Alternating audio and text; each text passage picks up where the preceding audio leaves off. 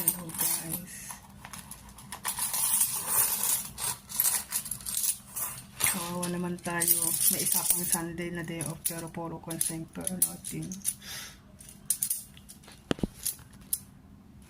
Saan makakarating itong barya na ito? Anong mapibili? McDonald's. Yan guys. Isang day off pa bago ang sahuran. Kawawa naman tayo. Tayo ang nagsasahod, tayo ang naghihirap, pero tayo ang nawawalan. Bilangin natin. Siguro may 20 pa naman ito. 5, 6, 7, 8, 9, 10. May 20 pa naman ito. $5, $2, $1. May coins. Ang coins po na 10 cents or 20 cents dito na nagagastos. Hindi kaya dyan sa Pilipinas na pinang-ano lang. Ayan, $5 po siya. Yan, pwede na pang McDonald's.